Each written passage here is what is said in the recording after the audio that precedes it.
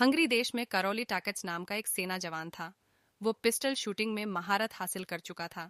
1939 तक वो लगभग नेशनल और इंटरनेशनल शूटिंग गेम में जीत हासिल कर चुका था। हंगरी देशवासियों को पूरी उम्मीद थी करोली 1940 में होने वाली ओलंपिक में देश के लिए गोल्ड मेडल जरूर लाएगा। पर किस्मत को कुछ और ही मंजूर था।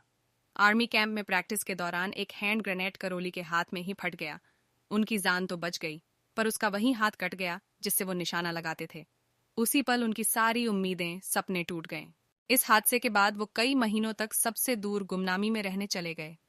एक साल बाद 1939 में हंगेरियन नेशनल पिस्टल चैंपियनशिप में वापस आए।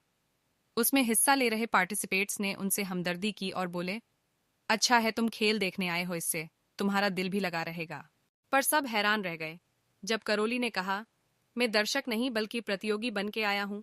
वो उस प्रतियोगिता में हिस्सा भी लिए और उसे जीते भी। पर इस बार उनका शूटिंग वाला हाथ बायां हाथ था। उलटे हाथ से काम करना कितना मुश्किल होता है, पर करोली ने कर दिखाया।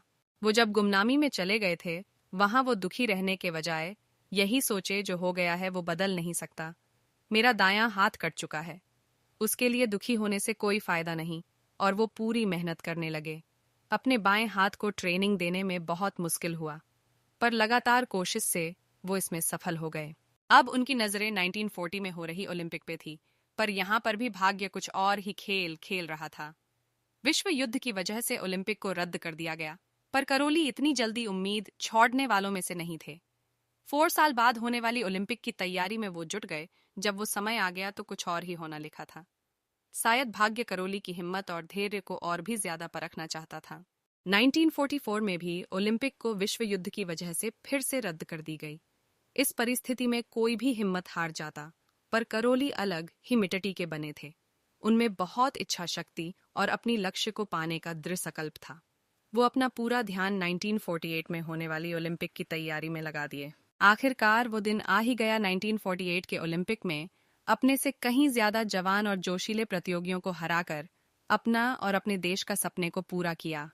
वो न सिर्फ गोल्ड मेडल जीते, बल्कि रैपिड फायर पिस्टल शूटिंग में वर्ल्ड रिकॉर्ड भी बनाए। पर कहानी यहीं पे खत्म नहीं हुई। वो 1952 के ओलंपिक में भी हिस्सा लिए और इतिहास को बदलते हुए एक बार फिर से गोल्ड मेडल अपने नाम किया। करोली ओलंपिक में गोल्ड मेडल जीते, इसके लिए सिर्फ जाने नहीं जाते, बल्कि कैसे बार बार उम्मीदें टूटी, फिर भी सालों तक अपने सपनों को पूरा करने की जुनून को वो बनाए रखे और लगातार मेहनत करते रहे, जो आखिरकार उन्हें अपने मंजिल तक ले ही गई। वो एक लेजेंड के हिसाब से जाने जाते हैं, जिन्होंने कभी हार नहीं मानी। उनकी कहानी हमेशा से लोगों को प्रेरणा देती रही है। कोई भी प्रेरणादायक बात तब तक फायदा नहीं देता जब तक हम उससे कोई शिख अपने जीवन में ना उतारें। इस कहानी से कुछ मुख्य बातें सीख सकते हैं। करोली के साथ जो हुआ, उस हालात में ज्यादातर लोग परिस्थिति को बुरा भला बोलते, उस विस्फोटक बनाने वाले को, सरकार को और अपनी किस्मत को कोसते हिम्मत हार जाते और निराशा में जीवन बिताते। पर जो हुआ उससे करोली बहुत दुखी हुए। वो अकेले में रोए भी होंगे, पर इस हादसे को वो एक्सेप्ट कर लिए और आगे दुखी होने की बजाय ये सोचे कि इस परेशानी से कैसे निकला जाए। वो सोचे शूटिंग के कला में, मैं तो माहिर हूँ, कैसे खड्डा होना है, कौन सा गन शूटिंग के लिए अच्छा है, किस तरह निशाना लगाना है, ये सब तो मुझे पता है। बस सीधे हाथ के बजाय उल्टे हाथ को ट्रेन करना है। हर इंसान के साथ कुछ ना कुछ बुरा होता ही है, पर उस समय हमें ये सोचना चाहिए जो हो गया उससे कैसे निकला जाए और हालात को कैसे बेहतर बनाया जाए। परिस्थिति को दोष देना बहुत आसान है, पर इससे सही शिख लेकर आगे बढ़ना ही सच्ची कला है। जितना जल्दी आप ये कला सीखोगे, उतना ही जल्दी आप कामयाबी की ओर बढ़ोगे।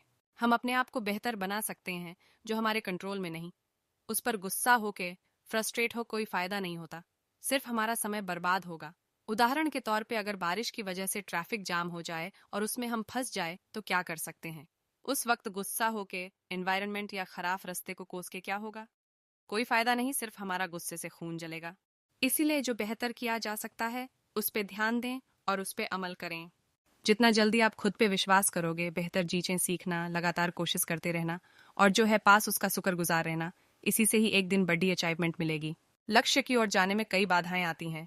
अगर आपका मन ये सोचता है मुझसे नहीं होगा, मैं ये परेशानी संभाल नहीं पाऊंगा, तो आपका शरीर भी कोशिश नहीं करता एक्शन लेने में।